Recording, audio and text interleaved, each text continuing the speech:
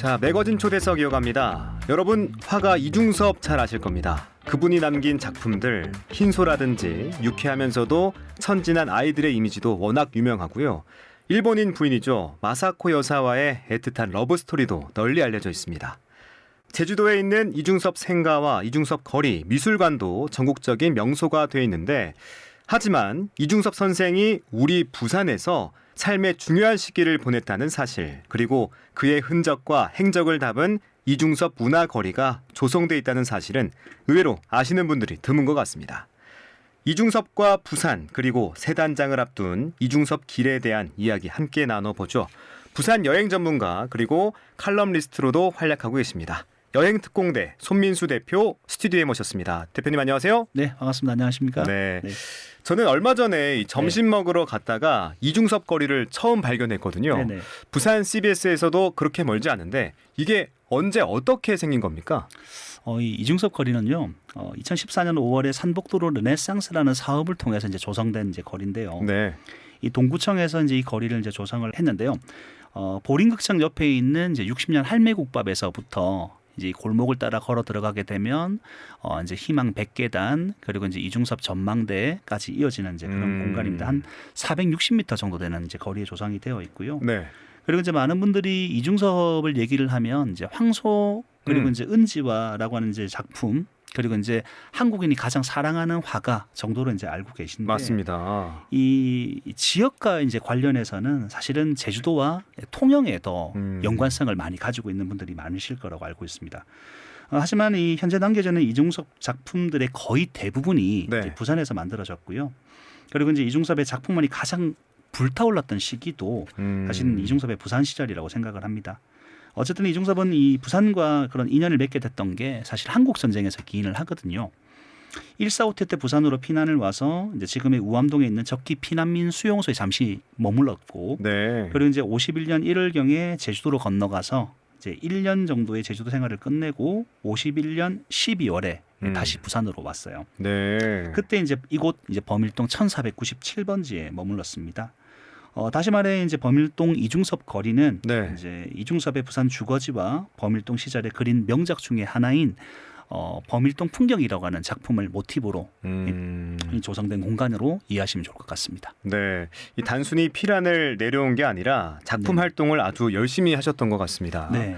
그런데 부산 사람에게도 이중섭 화백이 부산에서 긴 시간을 보낸 사실도 또 이중섭 거리가 이렇게 조성돼 있다는 사실도 제대로 알려져 있지 않더라고요. 네. 왜 그런 걸까요?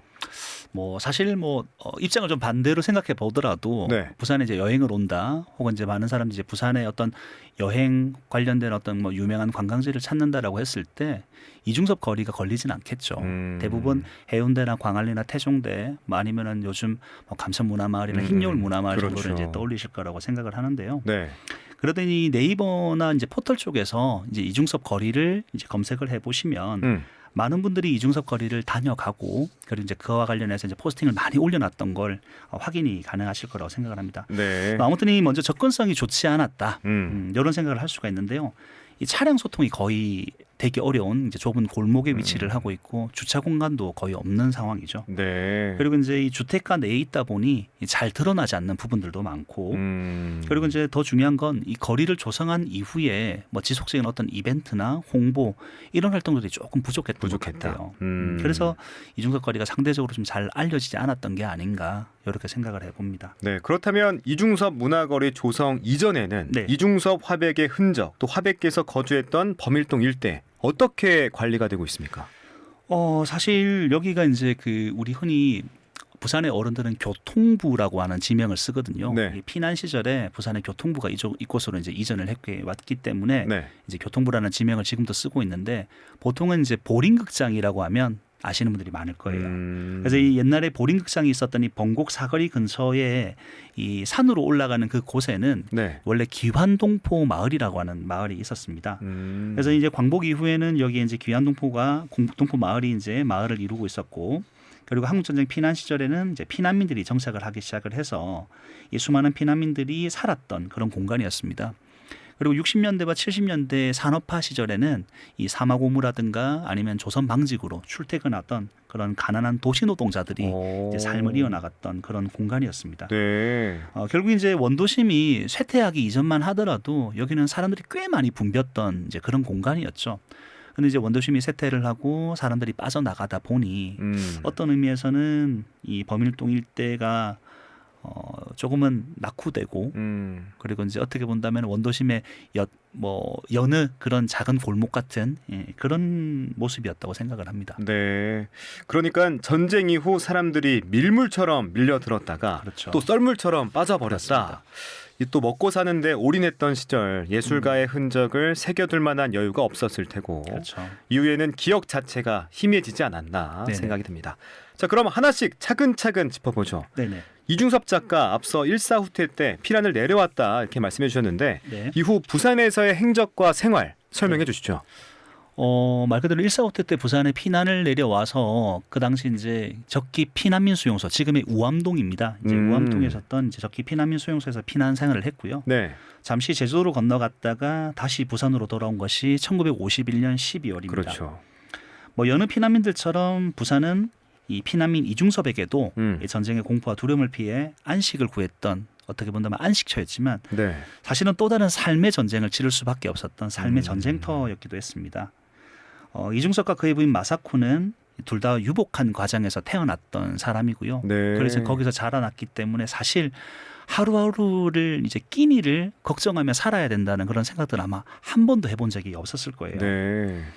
그래서 이제 1986년에 이제 개간 미술이라고 하는 이제 그 잡지에 실린 부인 마사코의 인터뷰를 보면 네.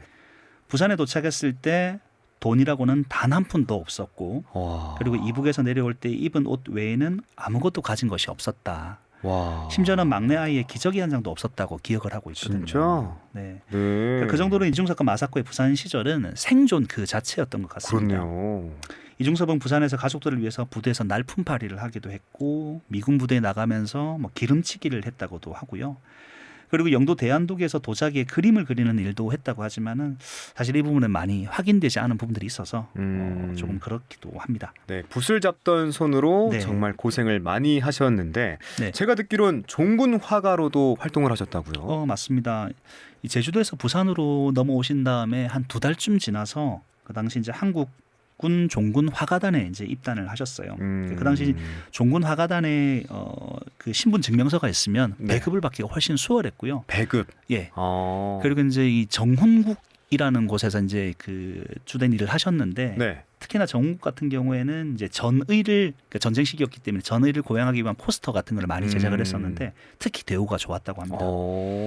자, 그리고 이제 그 남포동과 광복동에는 광복동. 그 당시 다방들이 정말 많았었어요. 많았었는데 이 다방이 많았던 이제 그 시절에 말 그대로 이제 문인들과 혹은 예술인들과 거기에서 이제 어울리면서 다양한 작품 활동을 하기도 했고 교류를 하기도 했고 작품전을 또 하기도 했었던 거죠.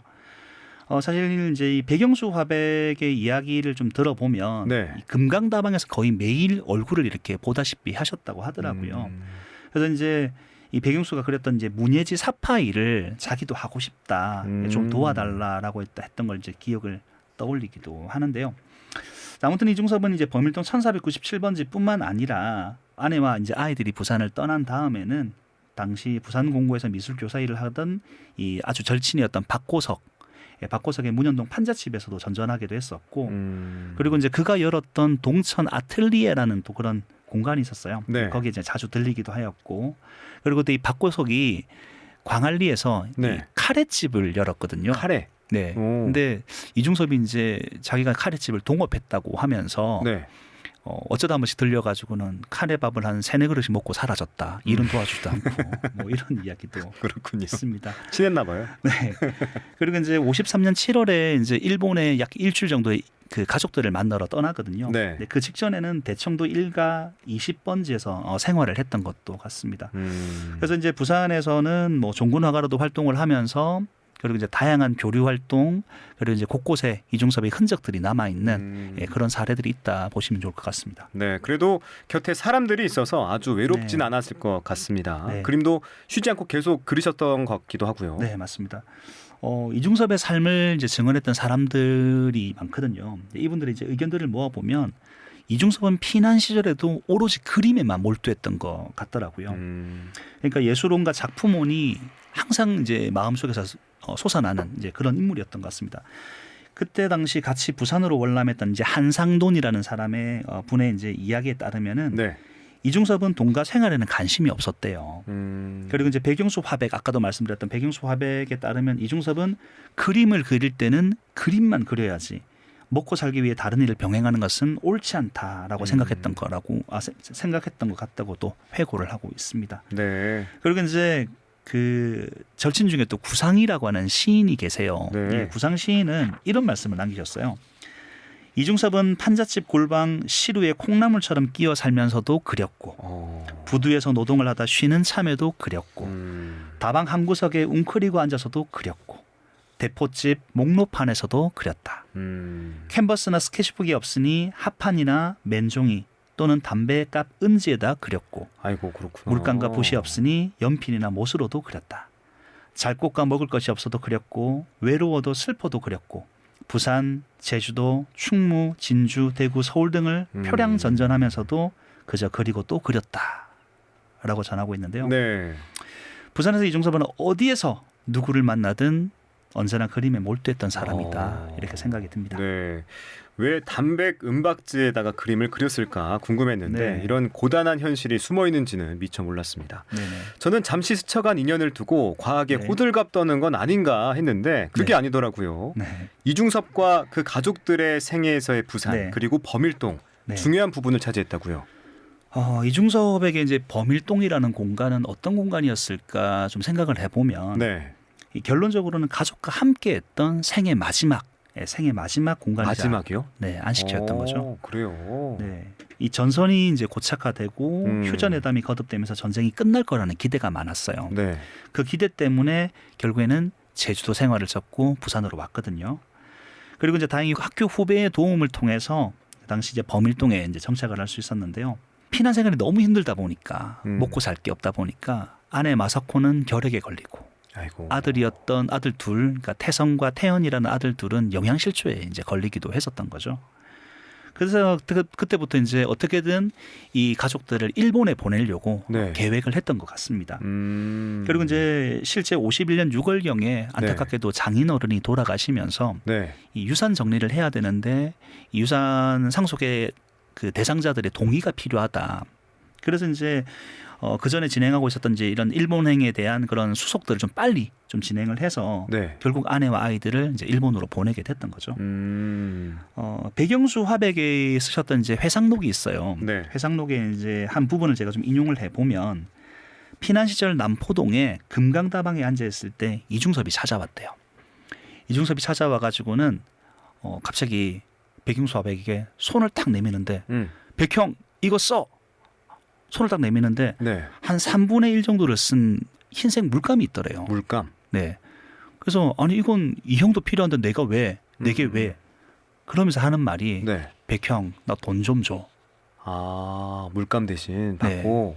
그 얘기를 하더래요. 그래서 백영수 화백이 호주머니를 다 뒤져보니 네. 착감 몇 장 정도밖에 되는 돈이 없었지만은 그 돈을 손에 쥐어줬대요. 네. 그러니까 이중섭이 그 돈을 가지고 이제 문 밖으로 나가는데 열린 문틈으로 한 여인에게 그 돈을 쥐어주는 모습이 보이더래요. 근데 그 여인의 모습을 보니까 정말 헤어진 치마, 군용 치마에 맨발에 고무신을 신고 있는 그 모습을 봤던 거예요. 그러면서 이제 했던 생각이 어쩐 차가운 날씨에 저들이 저녁이나 먹었을까. 이러면서 가슴 속에서 응어리 같은 게 울컥 뜨거운 응어리가 막 이렇게 솟아났더라.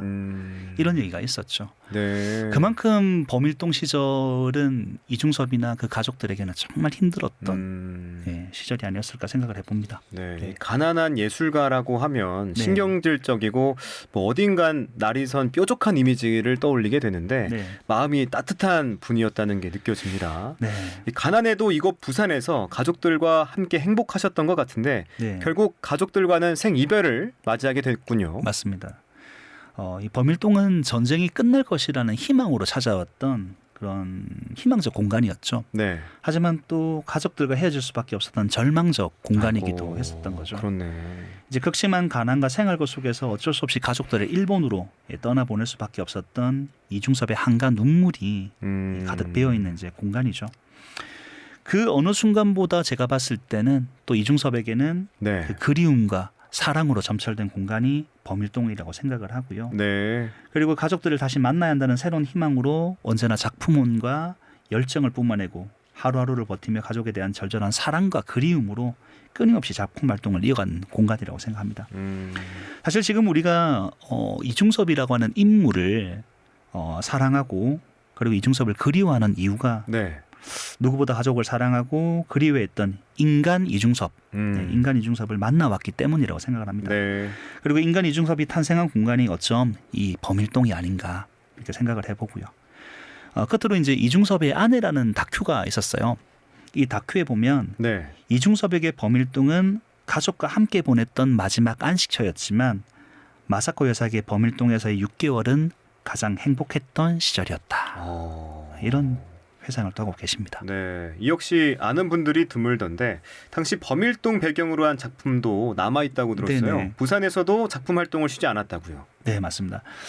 대표작 중에 하나가 범일동 풍경이라는 작품인데요. 네. 이제 그의 명작 중에 하나로 이제 꼽히고 있습니다. 어떻게 보면 이제 꼭 흑백 사진 같은 그런 느낌이기도 하고, 뭐 어떻게 본다면은 이 수묵화 같은 느낌이 들기도 하는데요. 그 당시 이 범일동 풍경이라는 그림을 보면 이중섭이 실제로 살았다고 전해지는 귀안동포 마을의 분위기와는 조금 달라요. 왜냐하면 귀안동포 마을은 단층 집들이 네 줄로 이렇게 일렬로 이제 이어져 있었다라고 하는데 이 작품에는 그런 느낌은 아니거든요. 아마 그 근처에서 이제 이렇게 보면서 그렸던 그림이 아닐까 이렇게 생각을 해보는데요.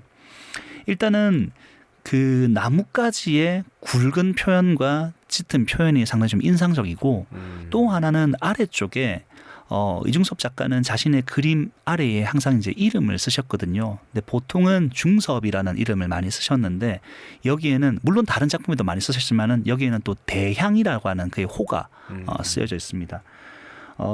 아마 이게 비록 부산의 작은 판잣집에서 내가 살고 있지만 그리고 이제 미래의 불확실성이 이제 너무나 많지만 이 대양이라는 이름처럼 더 크게 안정적으로 살아가겠다라는 그런 의지를 여기 좀 표현해 본 게 아닐까 네. 이런 생각들도 해봅니다. 네, 이 범일동 이중섭 거리 주변 삼복도로와 접해서 부산 네. 특유의 풍광이 잘 드러나는 곳이기도 하잖아요. 네네. 이중섭 거리는 어떻게 꾸며져 있습니까? 현재 이중섭 거리는 말씀드렸던 것처럼 이제 할매 국밥에서부터 시작을 합니다. 그 집에서 제가 봤거든요. 아, 그랬어요. 네, 이제 거기에 이제 작은 간판으로 이중섭 거리라고 하는 이제 간판이 있고요. 네. 이 전봇대를 보면은 전봇대에 이제 노란색 철판으로 이렇게 이제 둘러쳐진 전봇대가 쭉 이렇게 이어지고 있는데 네. 이중섭 작품에 등장하는 개나 뭐 복숭아나 아이들의 모습이 이제 새겨져 있습니다. 그래서 그 전봇대를 따라서 가다 보면 이 옹벽 쪽에 이중섭의 얼굴이 부조로 이렇게 그려진 이제 그런 동상 같은 게 나타나는데 거기서부터가 어떻게 본다면 골목 갤러리라고 보시면 될 것 같아요. 갤러리예요. 예, 옹벽에는 이중섭의 이제 일대기죠. 일대기와 그다음에 이제 이중섭과 어떤 생활을 했거나 이중섭의 기억을 가지고 있는 사람들의 이야기 그리고 이제 이중섭의 이제 그림들이 이 주택의 이제 벽면에 이렇게 꼭 우리 뭐죠? 그 액자에 담아서 이렇게 전시가 되어 있기도 하고요. 네. 그 골목을 지나고 나면은 희망 백계단을 만나게 되는데 희망 백계단 앞에 딱 서게 되면은 이중섭이 둘 있어요. 두 명의 이중섭인데 네. 한 명의 이중섭은 웃는 모습으로 한 명의 이중섭은 무표정한 모습으로 이 아래로 이제 거기 서 있는 사람을 이제 내려다 보게끔 이렇게 그려져 있습니다. 왜요? 그건 저도 잘 모르겠어요. 근데 느낌 자체가 좀 묘해요. 아, 그래요? 네, 그러니까 이중섭의 미소도 미소지만 이 네. 무표정한 모습에서 조금 더 묘한 감정들을 좀 느낄 수가 있더라고요. 물론 이건 이중섭의 삶에 대해서 좀 아시는 분들이 보셨을 때 아마 이런 느낌이 들지 않을까 이렇게 생각이 들고요. 그리고 이제 이 계단의 양쪽의 난간에는 네. 한 150여 점 정도 되는 이중섭의 작품들을 타일로 이렇게 제작을 해서 부착을 해놨고요. 그리고 이제 올라가는 계단의 중간중간에는 이제 쌈지 공원들이 있는데 여기에는 뭐 대표적인 황소의 어떤 조형물이 있거나 아니면 이중섭이 일본의 마사코에게 보냈던 편지에 나오는 그런 편지화 이런 것들이 이제 좀 새겨져 있습니다. 그리고 계단의 끝에 도착을 해서 한 40m 정도 오른쪽으로 이동을 하면 네. 이중섭 전망대가 또 있거든요. 전망대. 네, 이 전망대에서는 정면에 안창마을 그리고 산복도로의 풍경이 이제 전체적으로 보이고요. 네. 여기 이제 투명한 유리에 이중섭과 이 마사코가 주고받았던 편지 글이 또 거기에 또 새겨져 있어요. 그리고 이제 왼쪽 아래쪽에는 또 이제 조금 더 이중섭을 좀 가까이에서 편하게 느낄 수 있도록 이제 포토존 같은 게 만들어져 있는데 네. 이중섭 쉼터라는 또 작은 쉼터. 공원도 조성이 되어 있습니다. 네. 이뿐만이 아니라 이중섭 문화거리 인근에 누나의 길이라는 이 정감 어린 이름의 네네. 길도 조성되어 있다고 들었습니다. 이것도 파란만장한 우리 현대사의 흔적이 녹아 있다고요. 그렇죠. 어떤 내용들이 담겨 있습니까? 사실 많은 분들이 이제 우리 대한민국의 역사라고 한다면은 어떤 권력을 가진 사람들의 역사가 주로 주목을 받아왔잖아요. 그렇죠. 근데 사실 이 한국을 만들고 대한민국을 만들었던 그 주체는 그 지역에 살아왔던 민중들 그리고 이제 어떻게 본다면 그분들의 이 숨은 노력들이 더 빛을 발해야 되는 상황이라고 생각하는데요. 마찬가지로 이제 누나라고 하는 존재를 한번 생각해 보면 네. 남동생 입장에서는 물론 싸움도 많이 하겠지만 그렇죠. 엄마와 같은 존재잖아요. 음. 사실 지금의 대한민국의 발전을 이끌었던 그 시기, 즉 산업화 시기에 네. 대한민국의 이제 누나들, 특히 부산에 있었던 그 누나들 중에 많은 분들이 이제 고무공장에서 일을 하셨죠. 그러니까 한마디로 이제 여기는 이 부산에서 신발 공장 큰애기라고 불리면서 하루에 14시간 이상의 고된 노동과 그리고 열악한 환경 속에서도 본인의 일, 미래를 향한 꿈을 가지고 일하셨던 우리 누나들의 역사가 있는 곳입니다. 네. 이 범일동 누나의 길은 15, 16 꽃다운 나이에 자신들의 삶은 없었고요. 오로지 남동생들을 위해 살았던 우리 누나들의 역사가 남아있던 길입니다. 누나들이 사모금으로 조선방직으로 출퇴근하던 길이었는데요. 예를 들어서 아침에 이제 누나가 남동생들 밥 챙겨 먹이고 자기는 막 출근 시간에 늦어가지고 머리에 물을 툭툭 떨어뜨리면서 뛰쳐나와요. 네. 그럼 뒤에서 동생이 부르죠. 누나 저녁에 맛있는 거 사올 거지. 돈 많이 벌어와야 돼. 이런 식으로 이제 누나를 환송했던 길입니다. 이 길이 이제 그 범일 골목시장까지 이제 이어지는 그런 길인데요. 네. 이 길에 곳곳에 이제 이런 간판들이 있는데 예전에 출퇴근 시간이 되면 여기 하이힐 소리가 그렇게 심하게 울려 퍼졌대요. 토각토각토각토각. 근데 그게 왜 그랬냐면 네. 월화수목 금을 일하셨어요. 우리 누나들이. 한 달에 2번 정식 휴무가 있었지만 야근에 특근에 제대로 쉬지 못하셨고 근데 그 누나들이 말 그대로 출퇴근하는 시간이라도 정장에 구두를 신고 멋부리고 싶어서 그래서 거기에 이 구두 또각거리는 소리가 그렇게 천지를 진동케 할 정도로 울려 퍼졌다고 합니다. 그래요. 네, 그래서 뭐 지금은 뭐 범일 골목시장도 누나의 길도 잊히고 있지만 이 미래의 희망으로 하루하루를 버텨냈던 그리고 우리 대한민국의 경제 발전에 큰 역할을 했던 우리 누나들의 땀과 눈물이 서려 있는 길이 누나의 길이다. 이렇게 생각합니다. 그렇군요. 네. 해운대, 뭐 광안리, 서면 이런 번화가뿐만 아니라 네. 부산의 역사와 부산 사람들의 삶을 보여줄 수 있는 공간이 참 소중하다고 네네. 느껴집니다. 더 널리 알려지고 찾는 발길이 많아졌으면 하는데 네네. 이중섭 거리 이 새 단장을 준비 중이라고 또 자문을 맡고 계시다고요. 네. 이제 동구청이 이제 빠르면 다음 달쯤에 이제 업체를 선정해서 이중섭 문화거리 리뉴얼 사업 용역에 이제 착수를 할 거고요. 네. 연말까지 이제 용역을 마무리하는 것으로 이제 알고 있습니다.